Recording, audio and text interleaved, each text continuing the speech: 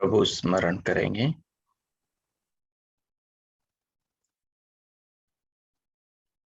सर्वप्रथम स्वयं को शांत कर ले,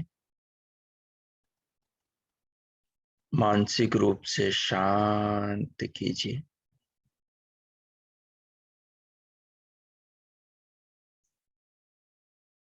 शांत होते हुए पूरी देह को अनुभव कीजिए।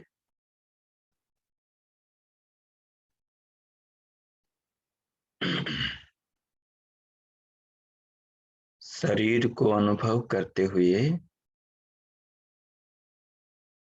स्वयं को अनुभव कीजिए।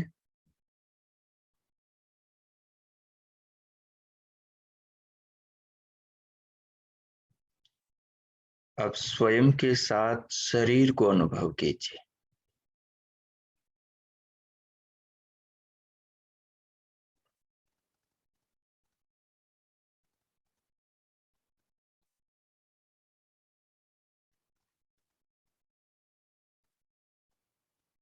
अब शरीर के साथ शरीर के बनाने वाले परमात्मा को अनुभव कीजिए।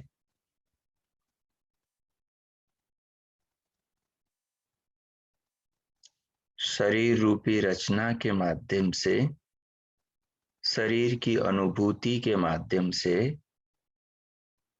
देहाकृति को महसूस करते हुए इसके निर्माता प्रभु को अनुभव कीजिए।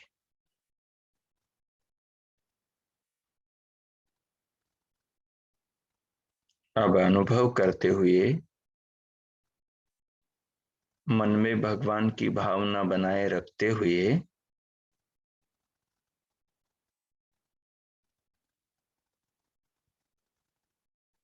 प्रभु नाम के द्वारा भगवान के प्रति अपनी भावना को अर्पण कीजिए, अर्थात अपनी आत्मा को भावना के द्वारा नाम स्मरण के माध्यम से प्रभु से जोड़िए और उसे अनुभव कीजिएगा।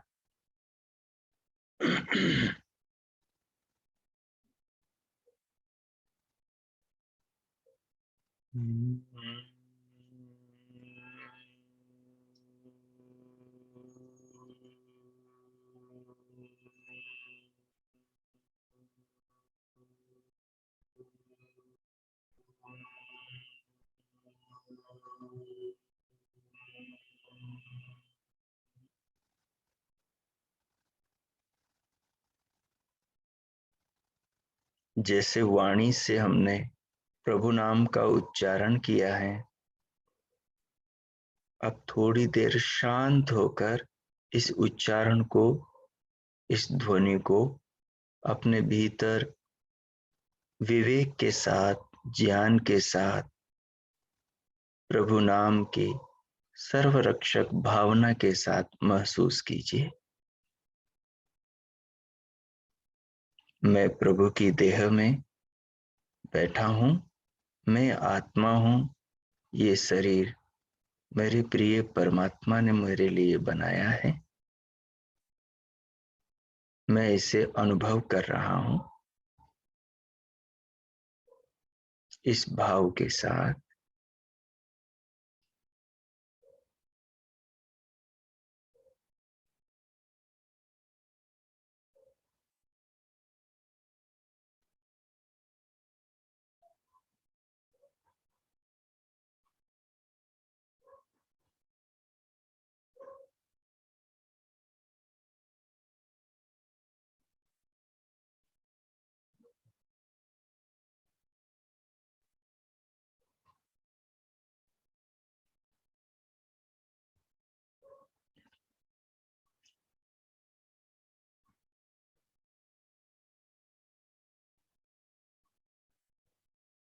अब इस भाव के साथ ही मानसिक रूप से प्रभु नाम का स्मरण करें।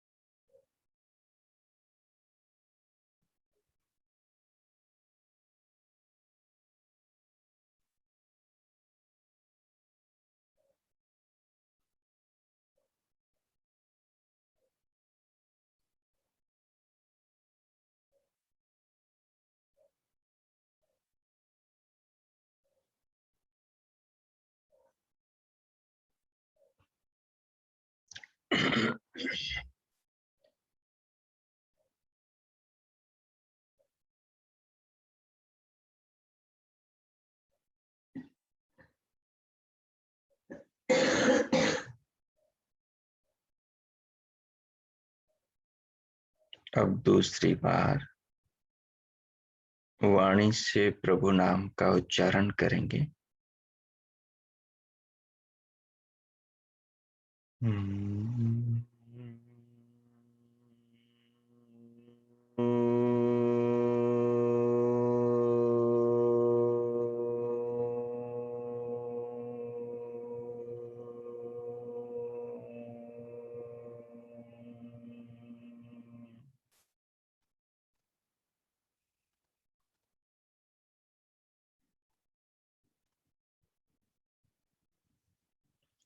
श्वास भीतर भरते हुए पूरी देह को अनुभव करते हुए इस वाणी से निकले ओमकार के नाद को महसूस करते हुए देह के निर्माता भगवान को अपनी आत्मा से भावना के द्वारा जोड़ लें। अपनी आत्मा को परमात्मा से भावना के द्वारा जोड़कर इस भाव में थोड़ा रहें।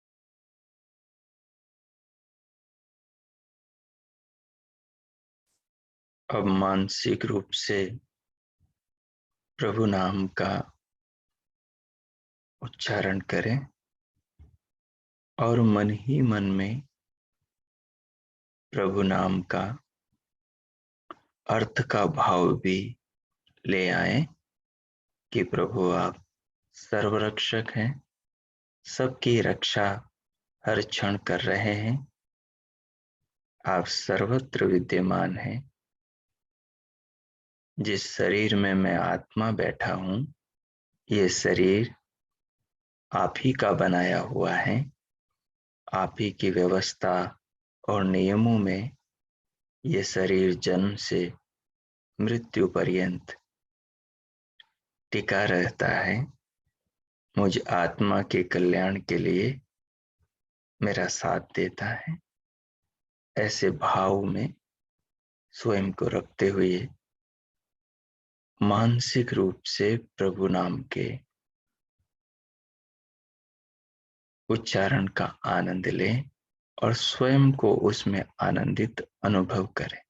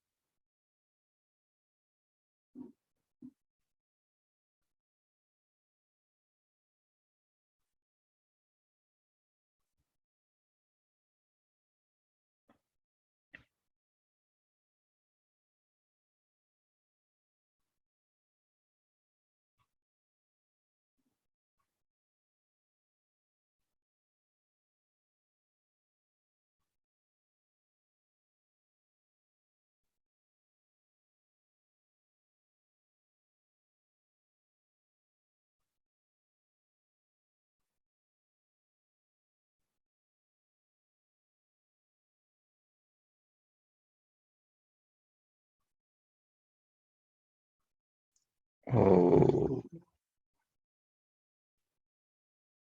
अब तीसरी बार पूर्ववत प्रभु नाम का वाणी से उच्चारण करेंगे। और उस नाद को कानों से सुनते हुए पूरी देह को ब्रह्मांड का प्रतीक मानकर ओमकार की नाद से गुंजायमान अनुभव करेंगे।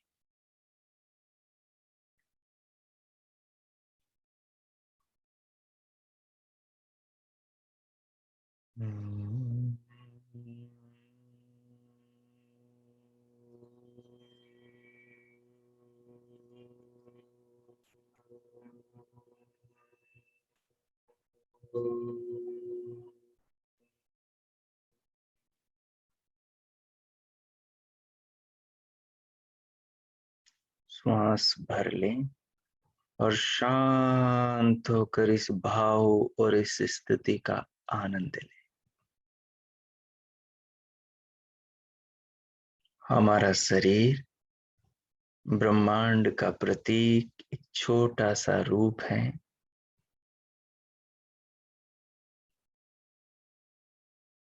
इस पूरी देह को अनुभव कीजिए। इस देह के निर्माता ईश्वर हैं, जिनका नाम ओम है, जो सर्वरक्षक है। इस भावना के द्वारा अपनी आत्मा को परमात्मा से जोड़कर स्वयं को भगवान के भाव में अनुभव करें। थोड़ी देर शांत रहें और इस भाव में रहें।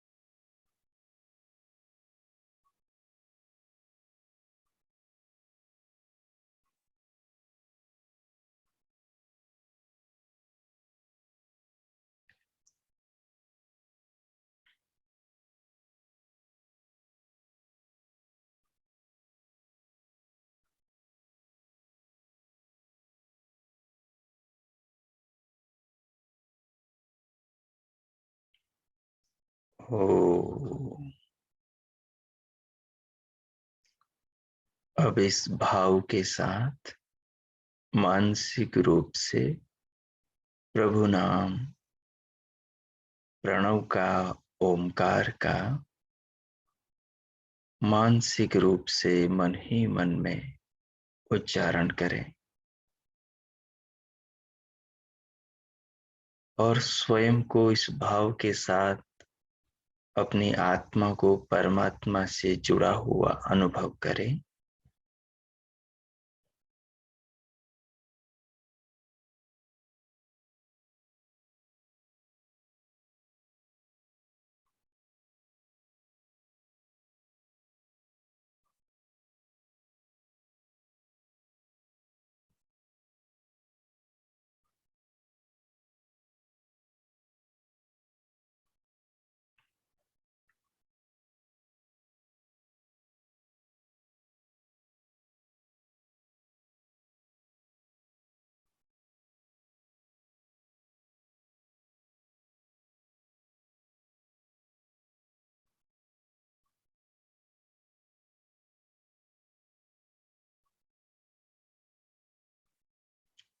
ओमकार के मानस नाद को अंतर मन में संपूर्ण देह के भीतर अनुभव करें और उसका आनंद लें, अपनी आत्मा को भाव और इस आंतरिक ओमकार की नाद में आनंदित करें। इससे हृदय में, अंतःकरण में बहुत अच्छे आध्यात्मिक संस्कारों का निर्माण होगा। कीजिए।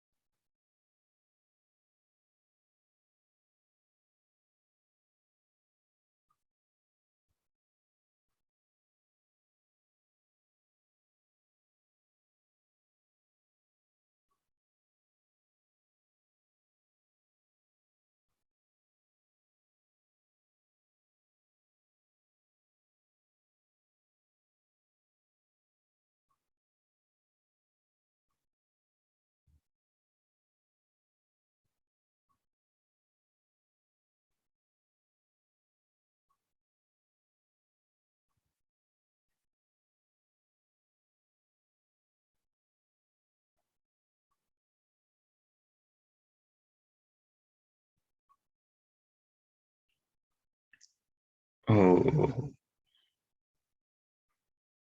अब इस भाव को भीतर बनाए रखते हुए अस्तो मां सद्गमय की प्रार्थना के साथ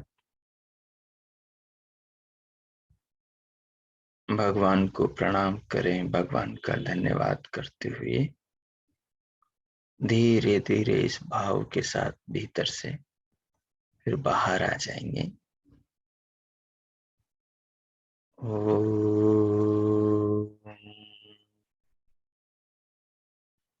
असतो मा सद्गमय। भीतर अनुवाद रूप में भगवान से कहें कि हे प्रभु, मुझे असत्य से सत्य की ओर ले चलिए।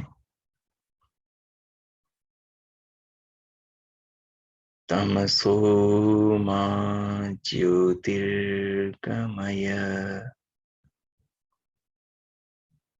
हे प्रिय पिता, मुझे अज्ञान के अंधकार से ज्ञान के प्रकाश की ओर ले चलिए। मृत्युर्मामृतं गमय। हे सर्वपूज्य, सर्वसखा, सर्वांतर्यामी सच्चिदानंद प्रभु, आप मुझ आत्मा को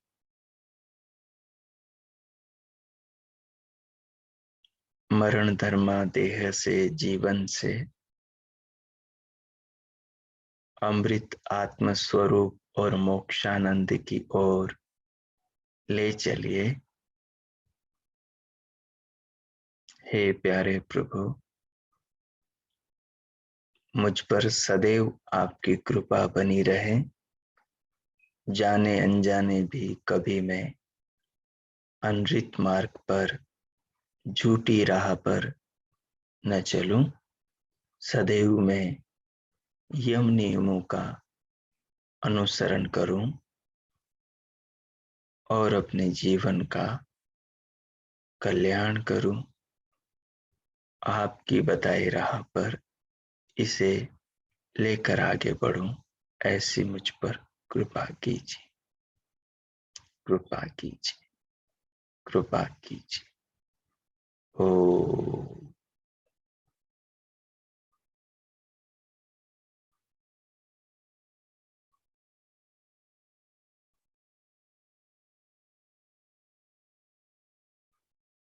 एक मिनट इस भाव में रहें आप।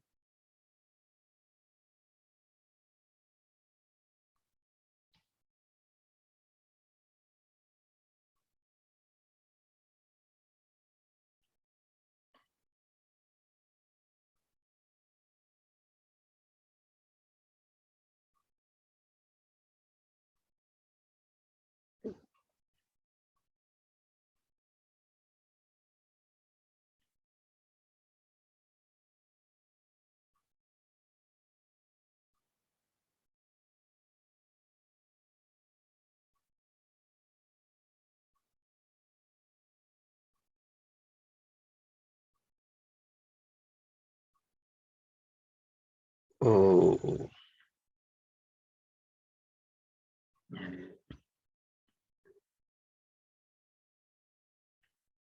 अब इन भावनाओं को अपने भीतर बनाए रखते हुए दोनों हथेलियों का परस्पर घर्षण करें। उष्ण हथेलियों से पूरे मुखमंडल का स्पर्श करते हुए फिर उंगलियों के मध्य से पलकें खोलते हुए भीतर से बाहर आ जाए।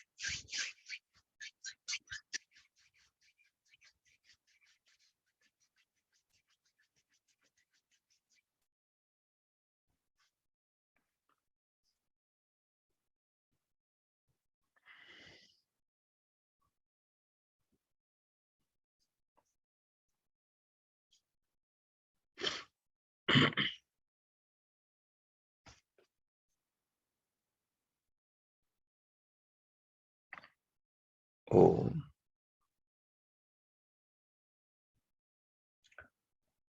अब देखिए,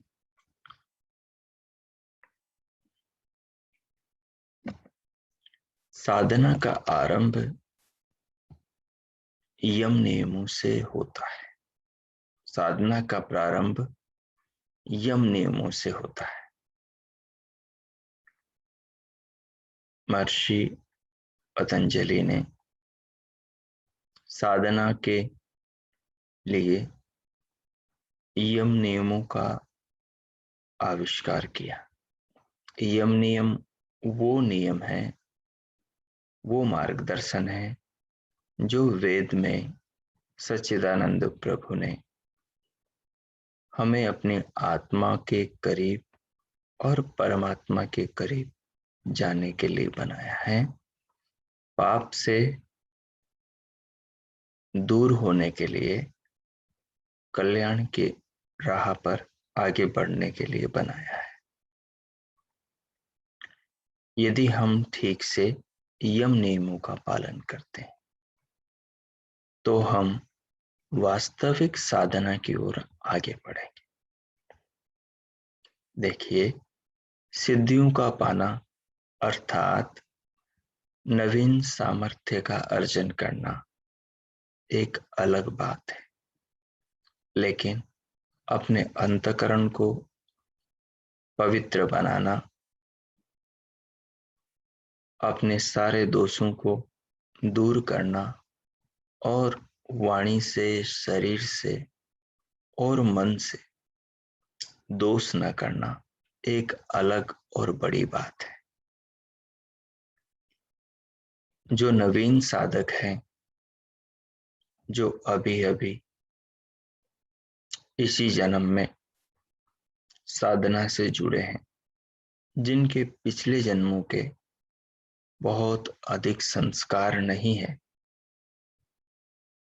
उन लोगों के लिए महर्षि पतंजलि ने योग शास्त्र में यम नियमों के मार्ग का निर्माण किया। यम नियमों का जो मार्ग है, इसके अंदर साधक का आंतरिक और बाह्य, व्यक्तिगत और सामाजिक, दोनों प्रकार से निर्माण किया जाता है। उसका सुधार अंदर से भी होता है और उसका सुधार बाहर से भी होता है। मनुष्य का जीवन सामाजिक है, समाज में वो रहता है, लोगों के बीच रहता है, अन्य प्राणियों से उसके संबंध ताल्लुक बने रहते हैं। उसके व्यवहार का उसके अपने मन पर, उसके हृदय, उसके अंतःकरण, उसकी आत्मा पर गहरा प्रभाव पड़ता है। यदि मनुष्य उसको, आचरण को, व्यवहार को, वाणी के व्यवहार को, मन के व्यवहार को और देह के व्यवहार को नहीं सुधारता है, तो गलत संस्कार निरंतर उसके अंतःकरण पर पड़ते जाते हैं और वही संस्कार आगे वृत्तियों का रूप लेकर उसके चित्त में, उसकी आत्मा के सामने बार बार उभर उभर कर आते रहते हैं। उसका परिणाम ये होता है कि आत्मा वृत्ति सारूप्यम बना ही रहता है और आत्मा के वृत्ति सारूप्यम बने रहने के कारण आत्मा जैसा शरीर से आदमी ने व्यवहार किया है, उस व्यवहार की जो स्मृतियां, संस्कार बनकर जो वृत्तियां बनी है, उन वृत्तियों के अनुरूप ही स्वयं को अनुभव किया है, करता है। अब देखो, यदि हमने व्यवहार असत्य पर आधारित किया तो वृत्ति हमारी असत्य पर आधारित होगी। यदि हमने व्यवहार चोरी पर आधारित किया, चोरी के कई रूप हैं और असत्य के भी कई रूप हैं, आगे हम उन पर विचार करेंगे। तो असत्य पर आधारित किया या व्यभिचार के, ब्रह्मचर्य के विपरीत व्यवहार किया समाज में, या फिर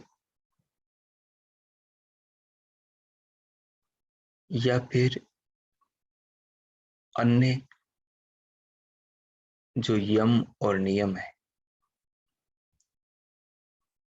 उनके विपरीत आचरण किया, तो उस आचरण के अनुरूप ही उसके चित्त में संस्कार बनेंगे और वृत्तियां उसके चित्त में उठेंगी और आत्मा तदनुसार ही स्वयं को अनुभव करेगा, स्वयं के लिए वही वो मापदंड बनाएगा। इसलिए महर्षि पतंजलि जी ने व्यक्ति के, साधक के सुधार की नींव उसके आंतरिक और बाह्य व्यवहार से रखी है कि शुरुआत में ही वो, आरंभ ही वो सत्य के साथ में करे, व्यवहार का आरंभ ही वो अहिंसा के साथ में करे, व्यवहार का आरंभ ही वो ब्रह्मचर्य, ब्रह्म भावना, ब्रह्म प्राप्ति की इच्छा के साथ में करे, व्यवहार का आरंभ ही वो ईमानदारी, नेकी, सच्चाई के साथ में करे, व्यवहार का आरंभ ही वो नियमानुसार करे, शौच, संतोष, तपस, स्वाध्याय के अनुसार करे। भगवान पतंजलि जी ने और महर्षि वेदव्यास ने जितनी गहराई से और इतने व्यवहारिक रूप से साधना के अष्टांग मार्ग का निरूपण किया है, इसको उल्लेखित किया है, वो बड़ा ही अद्भुत है, बहुत सरल है, उसे हम बहुत आसानी से जीवन में ला सकते हैं, जी सकते हैं। उसके लिए हमें क्या करना होगा? सबसे पहले इस पूरे प्रकरण को, यम और नियमों के प्रकरण को, 5 यम और 5 नियम है और इन 10 के 10 फल भी हैं। अहिंसा का पालन करने पर उसका परिणाम क्या आता है, वो परिणाम भी भगवान पतंजलि जी ने बताया है। उस परिणाम को भी हमें ध्यान में रखना होगा। उस परिणाम से ही पता चलेगा कि सच में मैंने अहिंसा का ही पालन किया है या किसी और का पालन किया है। तो उसके लिए हम अहिंसा के स्वरूप को पहले समझेंगे। ठीक उसी प्रकार सत्य के स्वरूप को समझेंगे और फिर उस सत्य के स्वरूप को समझकर उसको व्यवहार में खींच कर लाने का प्रयास करेंगे। जीवन सिद्धांत के अनुसार, थ्योरी के अनुसार जब व्यवहारिक प्रैक्टिकल होता है तभी उन सिद्धांतों का परिणाम, उनका फल हमें प्राप्त होता है। साधना के नाम पर आज दुनिया में असंख्य पद्धतियां प्रचलित हैं। साधना के नाम पर लोगों ने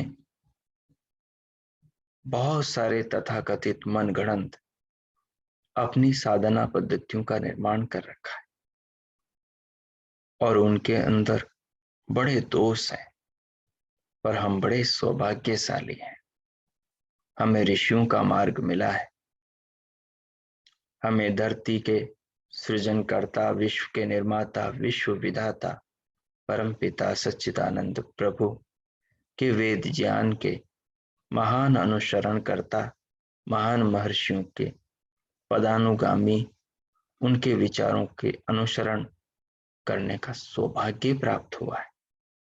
तो हमें इस अवसर का पूरा लाभ उठाना चाहिए।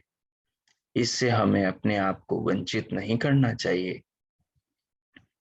जितना जीवन में समय शेष बचा है उसका बहुत अच्छे से पालन करना चाहिए।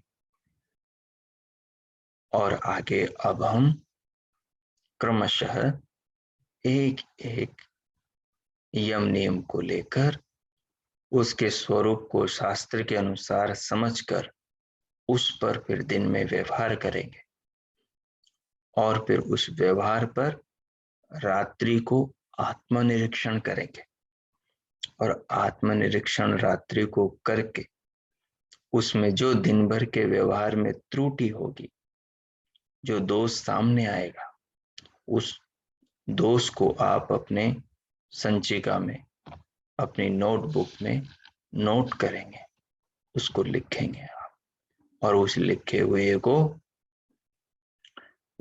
हुए को अपने ध्यान में रखेंगे। यदि वो सकारात्मक है परिणाम तो उसको और मजबूत करेंगे। यदि परिणाम अच्छा नहीं आया, दोष हुआ, तो फिर उसको क्या करेंगे, उसको सुधारेंगे। ये आत्मनिरीक्षण से हमने यमों का, नियमों का ठीक पालन किया या विपरीत इनके विरुद्ध आचरण किया, उसका पता चलेगा। तो अष्टांग मार्ग के साथ में यम नियमों का प्रथम पालन करेंगे, पहले इनके स्वरूप को समझेंगे और नित्य रात को आत्मनिरीक्षण करेंगे। ये दो चीजें आज से हम प्रारंभ करेंगे। अब तक मैंने आपको निवेदन किया है, इससे संबंधित किन्हीं को कोई पूछना हो, कोई प्रश्न, कोई जिज्ञासा हो तो आप पूछ सकेंगे।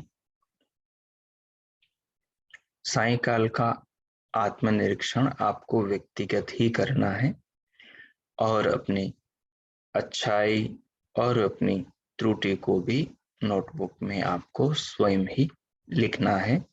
आप सबकी बड़ी इच्छा थी कि योग दर्शन का जो अष्टांग मार्ग है, अष्टांग योग वाला मार्ग है, उस पर हमें साधना सिखाई जाए। तो देखिए, ये साधना सीखने के लिए मेहनत करना पड़ेगा, समय देना पड़ेगा और जागरूक रहना होगा। तो इसमें अवश्य आपको सफलता मिलेगी। अब मैं विराम देता हूं इसको। आप में किन्हीं को कोई पूछना हो, कोई प्रश्न हो तो पूछ सकते हैं। ओम।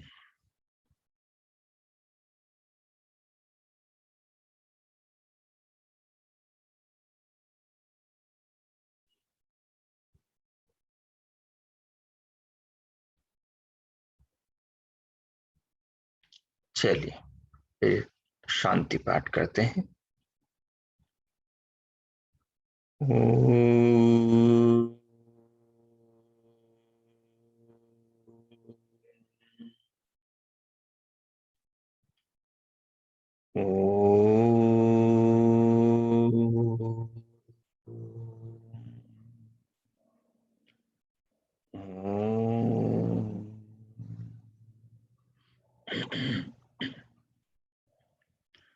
शांति शांति शांति। ओम।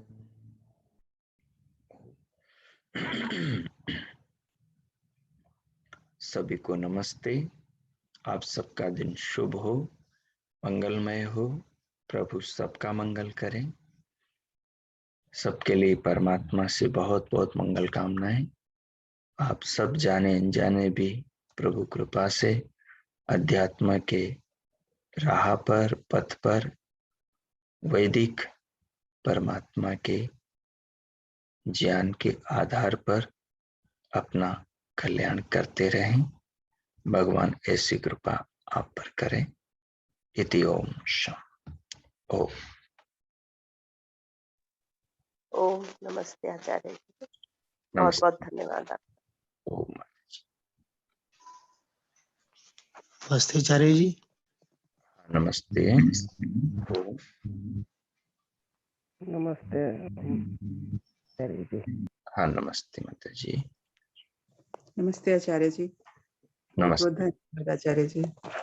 नमस्ते आचार्य जी। नमस्ते जी। धन्यवाद। ओम। धन्यवाद आचार्य जी, बहुत बहुत नमस्ते आचार्य जी। नमस्ते माता जी। ओम। नमस्ते आचार्य जी। आभार। नमस्ते जी। नमस्ते। नमस्ते आचार्य जी। नमस्ते, धन्यवाद आपका बहुत बहुत। ओम। नमस्ते जी। नमस्ते आचार्य जी। नमस्ते जी। ओम। नमस्ते आचार्य जी। नमस्ते जी। ओम नमस्ते आचार्य जी। नमस्ते बहन जी। अच्छा, नमस्ते सभी को। नमस्ते।